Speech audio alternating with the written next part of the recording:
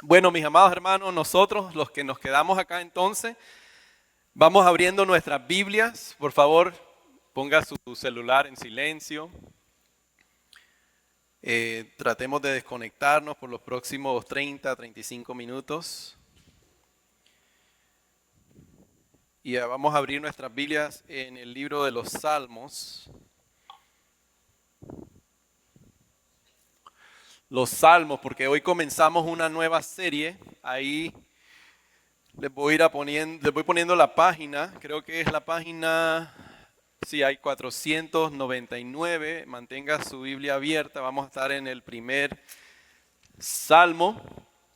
Hemos titulado esta serie Un verano en los Salmos. O sea que vamos a estar las próximas 5, 6, 8, casi 9 semanas en los Salmos hasta llegar al otoño. Y esta semana, página 499 o la 512, mantenga la Biblia abierta dependiendo de la versión que sea. Comenzamos el equipo de enseñanza orando por esta serie de los Salmos. Y yo sé, y los demás saben, que va a ser de mucha bendición, va a ser impactante, va a ser una etapa transformadora para nosotros como familia, aquellos que nos visitan, aquellos que están en las diferentes plataformas y cualquiera de ustedes que aún todavía están investigando su fe en Cristo Jesús.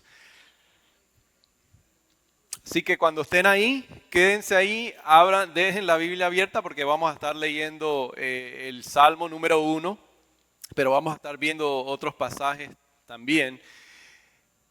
¿Cuántos le gusta el libro de los Salmos? How many of you like the book of Psalms? A todo el mundo, hasta las personas que no creen en Dios les gustan los Salmos. Es interesante y es interesante que también sabemos muy poco de los Salmos. Quiero darle una breve introducción a esta serie, así que los primeros minutos vamos a dedicárselo a eso y después le prometo que vamos a llegar al primer Salmo. Los Salmos, si usted no sabe, literalmente son oraciones que Dios nos ha dejado para que nosotros se las repitamos a Él. Son oraciones, son alabanzas.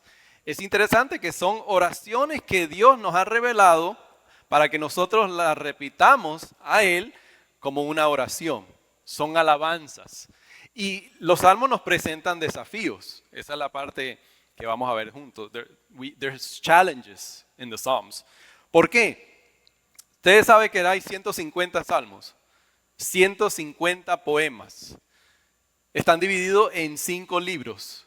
El primer libro, por ejemplo, está dividido del 1 al 41. El próximo del 42 al 72. El 73 al 89. Del 90 al 106. Y del 107 al 150. Dentro de esos salmos tenemos lo que entendemos, 73 aproximadamente de los salmos se les atribuyen a David. Hay unos 50 salmos que no sabemos quién los escribió. Hay otros que sabemos que lo escribieron los hijos de Coré, Moisés, Salomón, pero los demás no sabemos. Pero el género literario de los salmos es lo que a veces hace difícil de interpretarlo, porque es un género poético. ¿Cuánto le gusta la poesía? Eduardo ya se fue, él le gusta la poesía. Rodine le gusta la poesía, él a veces le ha escrito poemas a Norbis y nos los ha comentado. Pero no todo el mundo le gusta la poesía. Hoy en día vivimos en un mundo acelerado y los salmos, es necesario meditar en los salmos para poder entenderlos y no malinterpretarlos. Es importante saber interpretarlos dentro de su conexión al Nuevo Testamento y muchas personas no saben eso, por eso malinterpretan los salmos. Hay salmos, por ejemplo, los salmos imprecatorios, por ese mismo género, que comienzan con un llamado a la adoración y de repente comienzan con una maldición, o giran hacia una maldición, o a un juicio hacia otra nación. Y a veces yo sé que a muchos de nosotros nos gusta la parte de la adoración a Dios y la otra parte no la enviamos en un texto, enviamos la parte que dice alabemos a Dios. Por eso mismo, porque por el género, es difícil. O sea que nos presta un desafío, se nos presenta un desafío con los salmos. Pero para eso estamos aquí como equipo de enseñanza, para juntos ir salmo tras salmo y viéndolos todos juntos. Ahora el Salmo 1, el primer salmo, han dicho muchos que es un libro de introducción a los salmos, o es conocido como el Salmo prefacio, ¿Por qué prefacio? Porque como acabamos de decir, los salmos son libros, son oraciones. Entonces el primer salmo es una introducción a una vida de oración, a cómo prepararnos para tener una vida de oración. Así que si usted quiere saber cómo orar, cómo mejorar su vida de oración, cómo fortalecer su vida de oración, sature su mente de los salmos. Saturate your mind with the Psalms. Apréndase, memorice los salmos, porque el primer salmo es un prefacio, una introducción a cómo tener una vida impactante de oración. Porque son oraciones que Dios nos dejó entonces para que podamos repetírselas a Él mismo. Ahora, ¿quién no quiere vivir una vida bendecida? ¿Hay alguien que no quiere ser bendecido? Is there anyone who doesn't want to live a blessed life? Todos queremos vivir una vida bendecida, ¿no es así? Queremos dar fruto incluso en las circunstancias difíciles.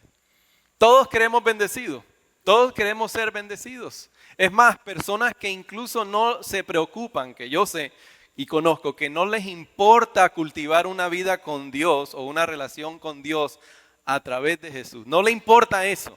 Pero si tú le preguntas si quieres ser bendecido, te van a decir, sí, quiero ser bendecido.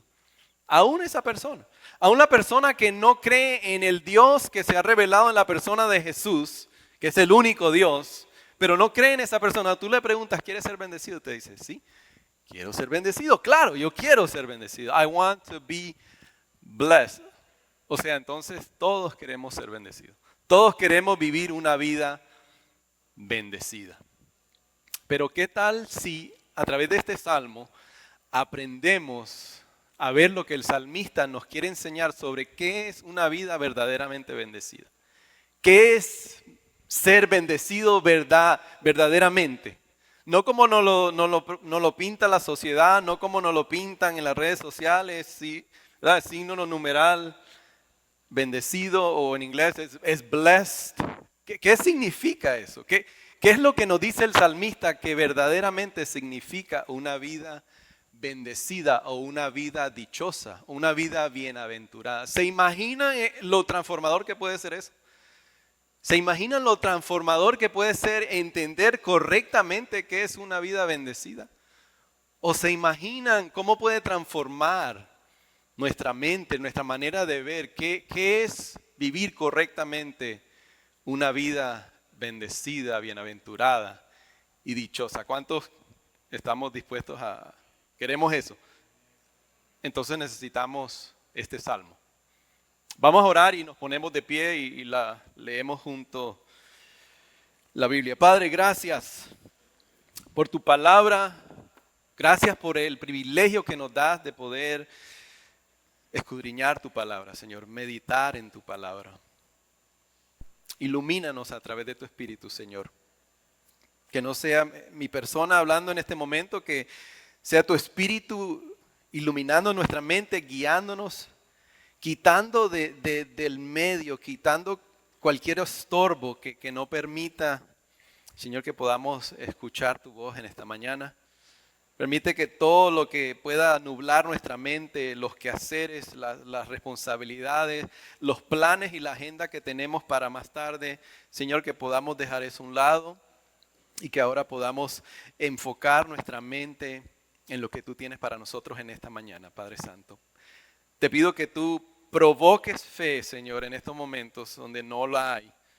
Que tú regales arrepentimiento, que tú regales la motivación y el deseo, Señor, de huir y abandonar a aquellos que te conocemos como Señor y Salvador. Cualquier cosa que en este mismo momento está inhibiendo, está obstaculizando el deseo de poder florecer y madurar en nuestra fe, Señor. Obra, Padre Santo. Te lo pedimos todo en el nombre de Jesús. Amén. Y dice la palabra del Señor, dichoso. Otras versiones dicen bienaventurado, feliz, el hombre que no sigue el consejo de los malvados, ni se detiene en la senda de los pecadores, ni cultiva la amistad de los blasfemos, sino que en la ley del Señor se deleita y día y noche medita en ella. Es como el árbol plantado a la orilla de un río que cuando llega su tiempo da fruto y sus hojas jamás se marchitan. Todo cuanto hace prospera. En cambio, los malvados son como paja arrastrada por el viento. Por eso no se sostendrán los malvados en el juicio, ni los pecadores en la asamblea de los justos. Porque el Señor cuida el camino de los justos, mas la senda de los malos lleva a la perdición. Esto es palabra de Dios.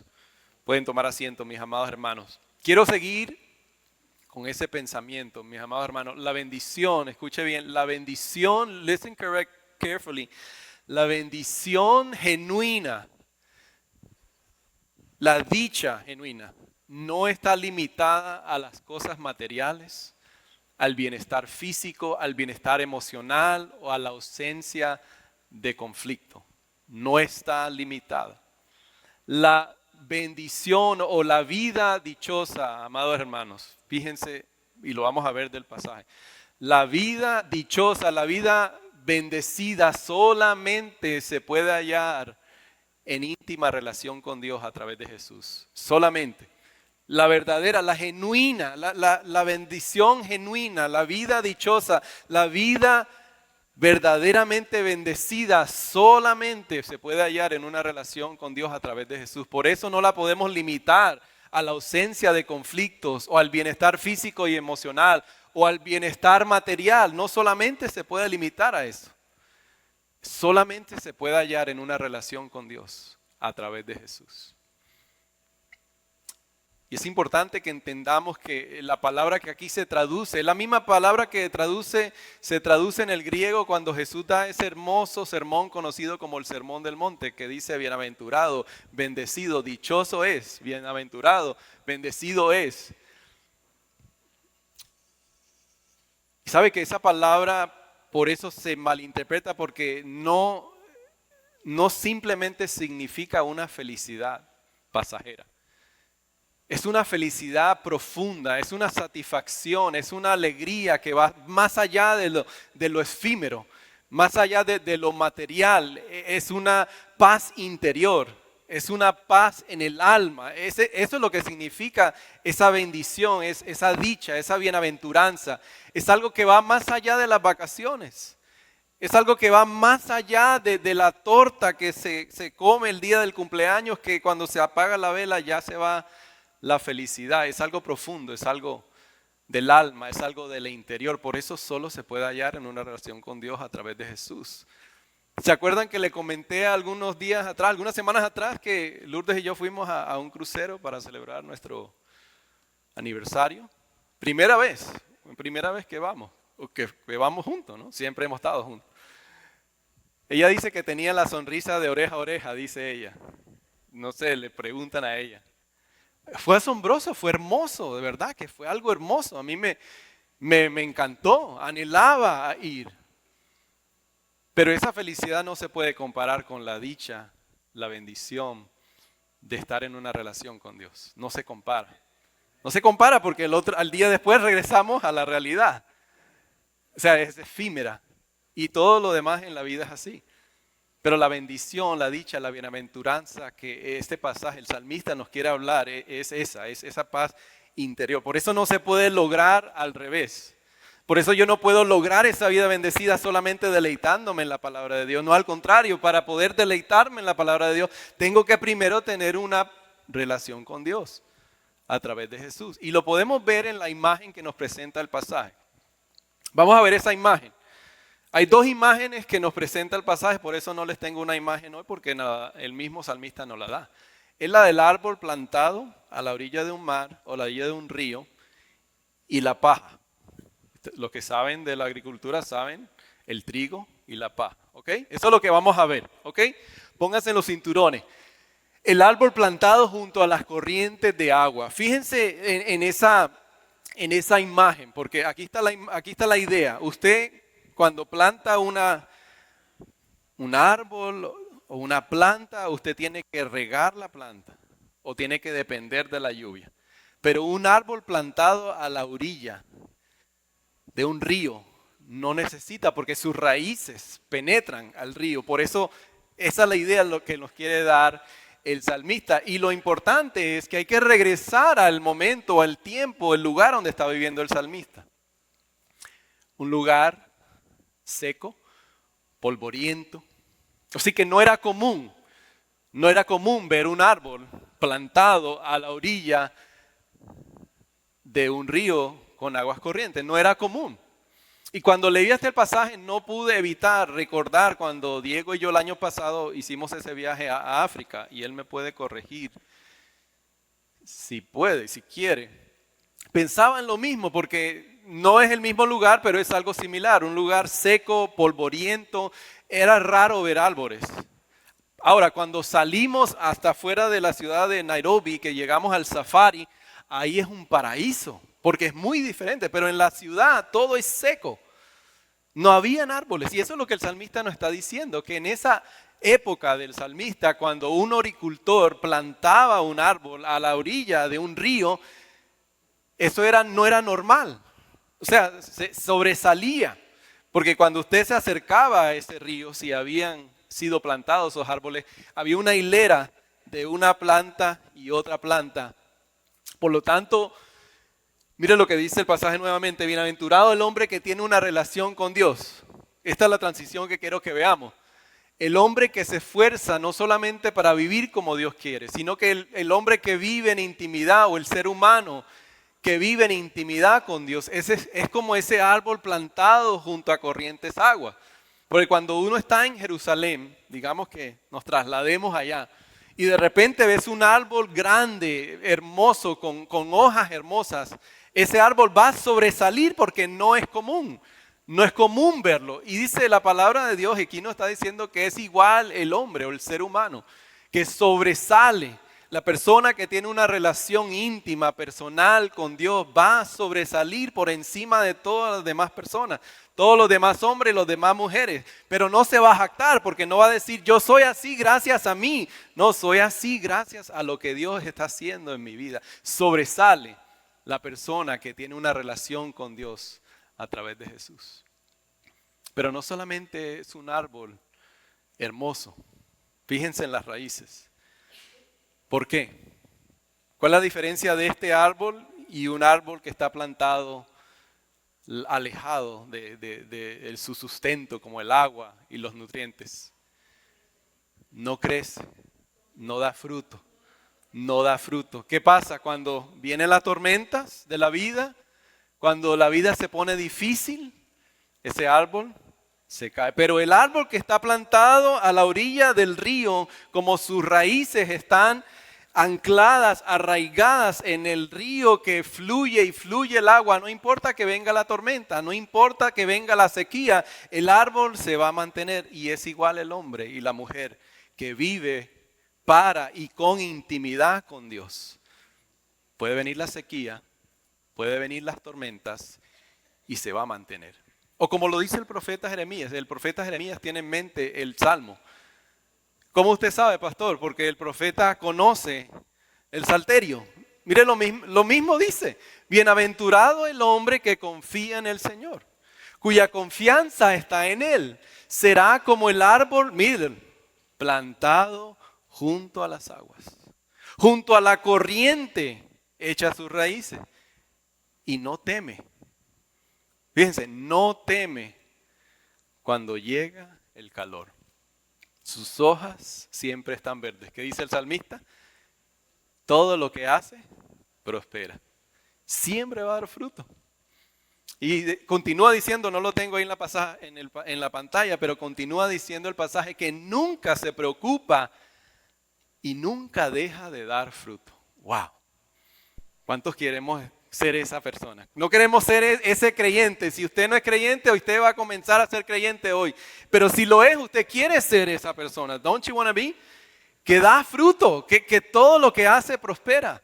Esa paz interior, esa paz del alma, esa bendición genuina.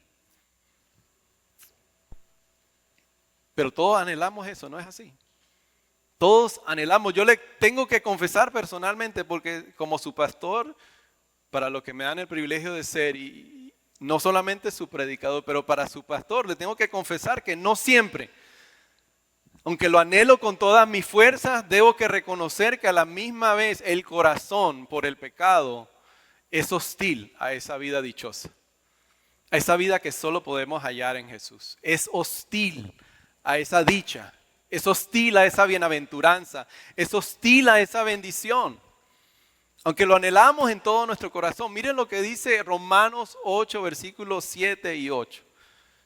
Si quiere, escríbanlo y después lo puede buscar. Romanos 8, versículos 7 y 8. Dice, la naturaleza pecaminosa, o lo que algunos le dicen la carne, es enemiga de Dios. Siempre, nunca obedece, no se somete a la ley de Dios. Jamás lo hará. Por eso dice, todos los que viven bajo el dominio de la naturaleza pecaminosa nunca pueden agradar a Dios. En otra parte, Pablo le escribe a una iglesia en Corinto y le dice que el hombre natural no entiende las cosas espirituales, tiene que discernirlas espiritualmente, tiene que recibir el Espíritu de Dios. No siempre me siento como ese árbol plantado junto a los ríos. No siempre me siento que me mantengo firme cuando llegan las tormentas. No siempre me siento tan fuerte y vibrante en tierras secas. Entonces, ¿en qué puede que me convierta? ¿Qué es lo que sucede? Y creo que el salmista nos lo deja ver. Bienaventurado el hombre que no anda en consejo de los malvados, ni se detiene en el camino de los pecadores, ni se sienta en la silla de los escarnecedores, sino que en la ley del Señor está su deleite y en ella medita día y noche. ¿Qué significa eso? Que aunque tengamos una relación con Dios, puede que no te sientas como un árbol, porque hay factores negativos en tu vida y en la mía. Escuchen bien, aunque tengamos una relación con Dios, puede que no te sientas en este mismo momento como ese árbol plantado porque hay factores negativos que no permiten el crecimiento. ¿Cómo podemos ver eso? Regresemos al pasaje. Fíjense por un momento, para que esos árboles fueran plantados en esos arroyos de Israel, ¿qué era necesario? What was necessary? Alguien tenía que haber ido y remover esas piedras, ¿no? Alguien tenía que haber ido y preparar el campo. Alguien tenía que haber ido y quitar la mala hierba o la maleza, ¿no es así? Cualquier factor negativo tenía que haber sido eliminado para que esos árboles pudieran crecer y dar fruto. Y es igual en la vida de un seguidor de Jesús. Aunque tengamos una relación con Dios, pero tenemos que eliminar esos factores negativos que no permiten el crecimiento. En algún momento Pedro lo dice en su primera carta, en el capítulo 2, dice, ahora como niños recién nacidos. ¿Qué significa recién nacidos? Como personas que hemos vuelto a nacer, que estamos siguiendo a Jesús. Dice, ahora anhelen, como un niño anhela la leche, ustedes anhelen la leche pura de la palabra de Dios, para que por medio de ella puedan crecer. Pero antes de eso dice, abandonando toda maldad, toda codicia, abandonando para que podamos crecer. Entonces debemos también eliminar las cosas de nuestra vida que no nos permiten crecer y dar fruto. Para unos eso puede ser la perspectiva equivocada que tenemos de la sociedad, que venimos de la sociedad o del mundo y empezamos a caminar con el Señor y tenemos una perspectiva incorrecta de lo que es la vida bendecida. Y eso influye en nuestras vidas. Pensamos que la vida bendecida es por encima de todo una vida sin dificultades, por ejemplo. Y eso puede estar obstruyendo nuestro crecimiento. Que todo me tiene que salir bien, que la vida bendecida es una vida con ausencia de dificultades. Para algunos es huir de relaciones en estos mismos momentos que no debería de estar involucrada en esas relaciones y esas relaciones no me están permitiendo crecer y dar fruto. Para algunos tenemos que huir y abandonar, porque nos es mucho mejor abandonar las redes sociales, porque eso no nos permite crecer meditando en la palabra de Dios día tras día. Para algunos es el abuso del trabajo, para otros es el abuso de lo que están viendo, el abuso del alcohol. Pregunta, ¿existen influencias negativas en estos momentos? ¿Grandes? ¿Pequeñas? Que están impidiendo el crecimiento. Es bueno preguntarnos, ¿verdad? Porque no llegamos a la conclusión inmediatamente, bueno, todos somos seguidores de Jesús, entonces estamos caminando, corriendo hacia el crecimiento. No, si somos honestos, no es así. Me gusta el otro contraste y se lo voy a poner ahí en la pantalla, que es el contraste de la paja con el trigo. ¿Cuántos saben el proceso del trigo y la paja? ¿Conocen ese método? Ok, entonces usted entiende lo que dice el salmista en la otra imagen que da. Tanto para creyente o para no creyente. ¿Qué es lo que sucede con la paja? O sea, ¿cuál es el propósito? Y le pongo ahí una imagen. El propósito es llegar y tener el grano, ¿verdad? El grano, eso es lo que vale. Eso es lo que tiene peso. Eso es lo que subsiste. Pero ¿cuál es el proceso? El proceso es dejar que el contenido se seque, ¿no es así? Y después con una horquilla o otros materiales es arrandearlo o es tirarlo y tirarlo para que lo que caiga es el grano. Eso es lo que vale, eso es lo que se puede comer. Pero la paja se la lleva el viento. ¿Y quién se acuerda de la paja? Nadie. Pero del trigo sí. ¿Cuánto le gusta el batido de trigo, mis hermanos? Usted se acuerda del trigo, pero de la paja no. ¿Ve la imagen que está prestando el salmista? La persona que no medita en la palabra de Dios, en la ley de Dios, en los preceptos de Dios, que no se satura del evangelio. ¿Qué es lo que sucede cuando vienen las dificultades? ¿Qué es lo que sucede cuando vienen las pruebas? Se lo lleva el viento. Los problemas, las dificultades, se lo lleva el viento. Al contrario, el árbol que está plantado a la orilla se mantiene porque está arraigado en la fuente que da vida. Y importante que no descuidemos también lo que dice el salmista, porque seríamos injustos en obviar esa parte. Porque tanto para creyente, que ya el juicio, ¿verdad? Ya Jesús está en medio, en nuestro lugar. Él ha pagado la condena. Estamos justificados, pero para el no creyente va a haber un juicio final. Todos estaremos delante de la presencia de Dios, ¿verdad? Todos vamos a tener que rendirle cuentas. Pero si estamos anclados en Cristo, si estamos parados, arraigados en Cristo, entonces nuestra eternidad está segura. Pero para el que no está en Cristo Jesús, y como dice el salmista, no se va a parar el día del juicio y nadie se acordará de él.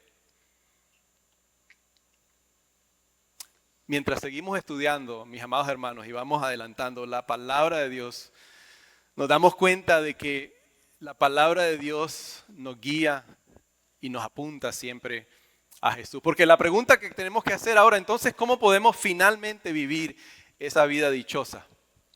¿Cómo podemos vivir? ¿Cómo podemos vivir esa vida bendecida?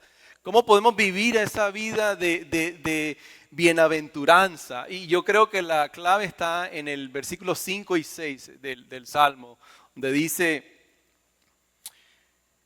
por eso no se sostendrán los malvados en el juicio, ni los pecadores en la asamblea de los justos. Y otra vez el versículo 6 dice: porque el Señor cuida el camino de los justos. ¿Quiénes son los justos? ¿Cómo podemos ser justos? ¿Qué significa esa palabra justos? Y ahora aquí viene la parte importante.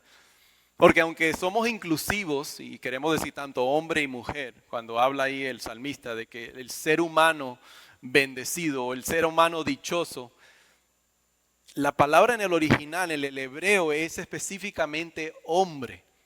No por hacer discriminación a nadie, pero eso es importante, porque el salmista quiere recordarnos y llevarnos a pensar en la historia de la redención. ¿Qué es la historia de la redención? La historia de la salvación de Génesis Apocalipsis, que Dios a través de Jesús quiere reconciliar un grupo de personas para sí mismo. ¿Y a quién nos lleva? ¿Cuáles son los personajes importantes? El Nuevo Testamento nos dice, el primer Adán y el segundo Adán. O sea, ¿cuál es el primer Adán? El primer hombre. El primer Adán, el primer ser humano que fue bendecido, fue un hombre bendecido. Ahora, ¿por qué fue un hombre bendecido? ¿Por qué fue Adán el que experimentó una bienaventuranza y una dicha y una bendición como ninguna otra persona? Porque experimentaba una relación perfecta con Dios. No existía el pecado. Tenía un acceso a la presencia de Dios sin interrupción. Mire cómo dice el Salmo 8, versículo 6. Para comprobárselo.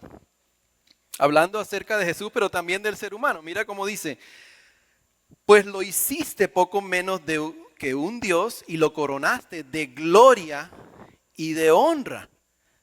Está hablando de Jesús, pero también ahora del ser humano. Mire lo que dice, lo entronizaste sobre la obra de tus manos. Todo lo sometiste a su dominio. Todas las ovejas, todos los bueyes, todos los animales del campo. El primer Adán experimentaba esa bendición, experimentaba acceso a la presencia de Dios sin interrupción hasta el momento que pecó y cayó y perdió esa gloria y perdió esa libertad. Pero el postrer Adán, que es lo que en el Nuevo Testamento nos dice Pablo, este segundo Adán sí fue un hombre bendecido, verdaderamente bendecido, porque durante toda su vida nunca dejó de escuchar, nunca dejó de vivir y amar la ley de Dios. Él sí se deleitó en la palabra de Dios. Como dice Hebreos 10:7, he aquí vengo, oh Dios, para hacer tu voluntad. Jesús mismo dijo, mi comida es hacer la voluntad de Dios. Y es precisamente lo que hizo, algo que tú y yo nunca vamos a poder hacer. Algo que tú y yo nunca podremos hacer.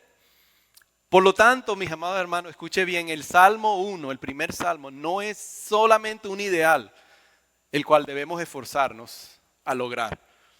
No solamente es un ideal, escuche bien, sino que también es la descripción de nuestro Salvador, Jesús. El primer Salmo, otra vez, no es solamente un ideal al cual debemos perseguir, sino que también es una descripción de nuestro Salvador que cumplió todo por nosotros, toda justicia, que ahora no solamente la palabra de Dios es nuestro deleite, sí, la palabra escrita, pero ahora también es la palabra encarnada, es the word made flesh, que es Jesús.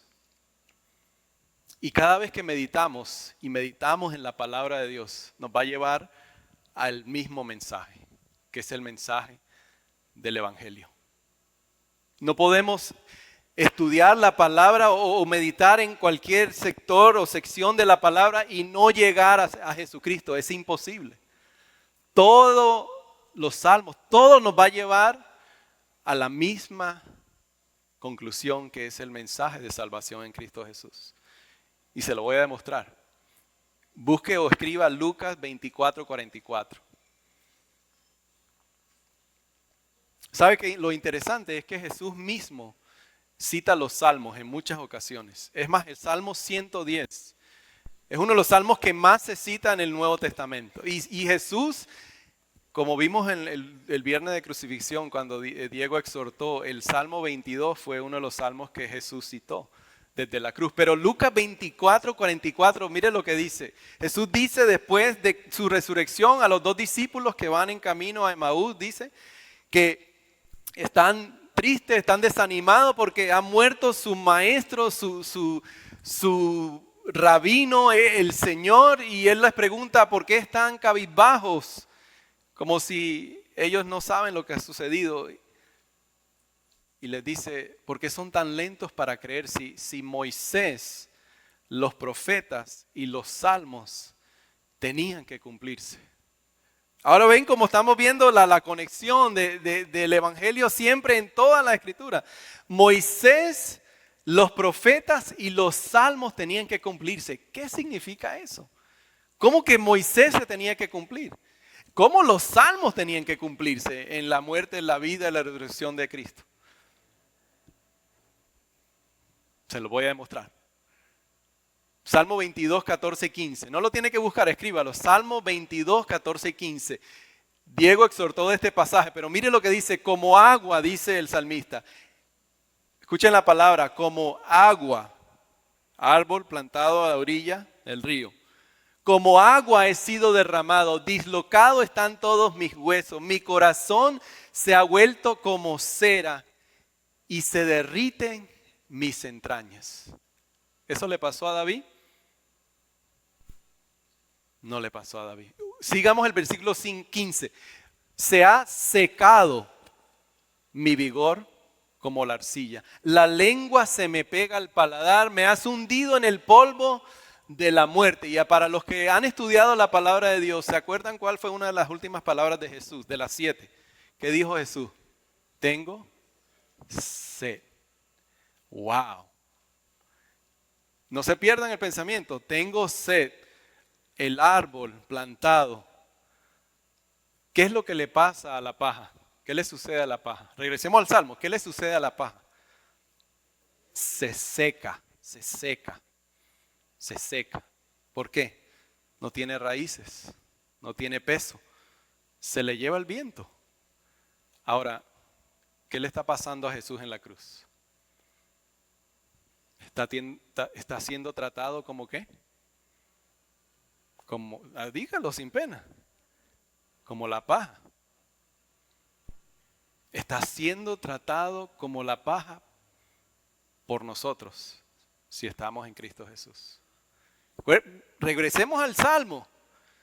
El hombre bendecido, el hombre bienaventurado, ¿cuál es la verdadera bendición? ¿Por qué? Porque nunca nuestras obras, no importa lo bueno que usted sea, no importa lo buen padre que usted se considere, nunca va a ser lo suficientemente bueno. Nunca nuestras buenas obras van a ser lo suficientemente buenas. Porque el castigo que merecemos nosotros es nosotros ser tratados como la paja y que se la lleve el viento y que nadie se acuerde de nosotros y que nos sequemos. Pero no nos pasa a nosotros, sino que le pasa a Jesús en la cruz del Calvario. Imagínense, el que hace poco había dicho, yo soy un manantial de vida, ¿no? El que beba de esta agua nunca más tendrá sed. ¿No dijo eso? Les prometo que habrán ríos de agua viva dentro de ustedes. Ahora está siendo seco. Ahora tiene sed por nosotros. Ese es el evangelio. Ahora mire la diferencia de recordar, predicarse eso a su corazón todos los días, dejar que eso derrita su corazón, recordarse y recordarse. Eso es lo que significa meditar en la palabra de Dios todos los días para entender lo profundo, lo ancho, lo alto, que es el amor de Dios por nosotros. Pablo se lo dice a la carta a los hermanos en Efesios en el capítulo 3. Y creo que es lo mismo que estamos tratando de desempacar. Él dice, mi oración por ustedes. Me arrodillo cada vez que oro por ustedes y dice, y oro que Dios les dé espíritu de revelación. ¿Para qué? Para que a través del poder del Espíritu Santo puedan comprender lo ancho, lo alto y lo profundo que es el amor de Dios por ustedes en Cristo Jesús. ¿Sabe que una de las enseñanzas más hermosas que me llevé el tiempo en el crucero? Una noche que me paré arriba en el último piso y miré es inmenso el mar. Es asombroso, da miedo por las noches. Y cuando uno recuerda que la palabra nos dice que Él ha echado nuestros pecados al fondo del mar, yo decía, ¿a dónde llega el fondo del mar? Dice, lo ancho, lo profundo, lo alto que es el amor de Dios por nosotros en Cristo Jesús. Y eso es meditar y meditar y dejar que eso derrita su corazón para que entonces la ley de Dios, la palabra de Dios pase de carga, si es una carga para usted, pase a deleite, para que entonces se pueda deleitar día y noche en la palabra de Dios. Eso es lo que significa. Imagínese una persona que recibe un nuevo corazón, que eso es lo que entendemos que es la salvación, ¿verdad? Un nuevo corazón, pero ahora que medita y medita y medita todos los días en esa porción, en esa palabra que le recuerda y trabaja eliminando y eliminando todo lo que puede obstruir ese deseo, ese cambio en nuestra vida. Ahora nuevos deseos, ahora nueva motivación. Le voy a dar la última imagen para ver si puedo convencerlos. Porque a veces la palabra meditar no es muy común, porque los budistas, los hinduistas, la medicina trascendental, todo el mundo practica la meditación. O sea, ¿qué es la meditación? ¿Qué es meditar? Porque es lo que dice el salmista. ¿Qué es meditar para poder crecer, para poder madurar en mi fe? ¿Cuántos saben lo que es rumiar? ¿Cuántos saben lo que hace la vaca cuando rumea? Sabemos lo que es, ¿verdad? Everyone knows. ¿Nadie sabe? Ok, todos saben. Ok. ¿Cuál es el proceso de la vaca? No tiene suficiente enzimas en su barriga, ¿verdad? Para poder digestionar la comida. Entonces, ¿qué es lo que hace? Traga, mastica, traga, vomita, vuelve, come, mastica, vomita, vuelve, come, mastica, vomita. Lo estoy haciendo incorrecto. Come, mastica, traga, vomita. Come, mastica, traga, vomita. Come, mastica, traga, vomita. Come, mastica, traga. Hay estudios que dicen que el promedio de una vaca es 30,000 masticadas al día. Imagínese eso. Una vaca, el promedio.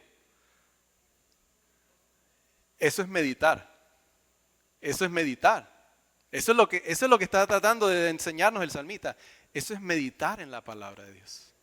Imagínese coger una porción de la palabra, como dice el salmista, y deleitarse en eso 30,000 veces al día.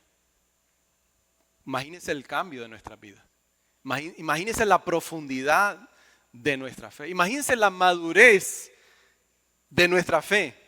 Imagínese 20,000 veces al día. Que usted se recuerde cuando se siente solo, cuando se siente desanimado, cuando usted siente que nadie lo quiere, usted se recuerda que es amado, es adoptado, es buscado, es perseguido, el ancho, profundo, el alto, el amor de Dios. ¿Cómo cambiaría eso su vida? ¿Cómo afectaría eso su vida? 10 veces al día, 5 veces al día. Ahora, ¿qué le pasa a la vaca si no rumia? ¿Qué le pasa? Se muere. ¿Qué dice el salmista? El hombre o el ser humano que no es como la paja, que se la lleva el viento. Nadie se acuerda. Interesante, ¿verdad? Que el primer salmo que nos prepara para una vida de oración, pero no comienza sin recordarnos en meditar en la palabra de Dios. No sé. Suficiente para usted una vez a la semana, a veces si viene una vez al mes, 2 veces al mes. Si es suficiente una vez masticar, es suficiente una vez a la semana para usted. ¿Qué le pasa a la vaca? No estoy diciendo que usted se va a morir físicamente, pero espiritualmente nos vamos endureciendo. ¿Qué le pasa a una persona si deja de pedalear cuando está montando una bicicleta? Se cae. Así es la vida espiritual. Si yo no crezco, me estanco. Como iglesia estamos comprometidos a ofrecerles oportunidades para masticar y masticar y masticar. ¿Usted lo puede hacer solo en su casa? Sí. Pero la mayoría de las personas que he conocido que dicen que lo hacen solo en su casa, no lo hacen en su casa. ¿Qué diferencia hacerlo en comunidad? Con otras personas. Te motiva, aprendes, creces. Entonces nos deja un desafío el salmista en este primer salmo. Es empezar entonces a hacer vacas. ¿Cuántas vacas comprometidas? no literalmente, entiende lo que estoy diciendo, ¿no? En meditar en la palabra de Dios. Y si usted está aquí con nosotros en esta mañana y quiere vivir una vida genuinamente bendecida y no ha todavía rendido su vida a Cristo Jesús, aquí o en las diferentes plataformas, solamente va a hallar una vida bendecida a través de una relación con Dios en Cristo Jesús. Y va entonces a comenzar a vivir una vida verdaderamente bendecida. Una vida bendecida, dichosa, bienaventurada, que no depende de las circunstancias. Que no flaquea ni no se mueve aunque venga la tormenta y aunque venga la sequía, que la sequía vendrá y la tormenta vendrá. ¿Por qué? Porque usted se mantiene arraigado, plantado a la orilla de un río donde fluye y fluye el agua. Pero ahí está nuestra responsabilidad, ¿verdad? ¿Cuánto voy a masticar? ¿Cuánto voy a meditar en la palabra de Dios? ¿Cuánto seguiré o aumentaré o me seguiré deleitando en masticar de la palabra de Dios? Para poder entonces experimentar esa vida bendecida. Oremos. Padre, gracias, Señor. Gracias por tu palabra. Gracias por recordarnos, Señor, a través del salmista, a través de tu palabra revelada, Padre Santo, que en nuestras fuerzas, en la naturaleza pecaminosa, Señor, nunca vamos a ser esa persona, nunca vamos a ser esa persona ideal que se deleita, porque si somos honestos, cuando somos honestos, sabemos que muchas veces no es un deleite, es más una carga, es más una obligación. A veces sabemos que muchos nos conformamos con una vez a la semana. Si fuésemos honestos, si tuviéramos un tiempo de confesión, yo sé que yo sería el primero confesando.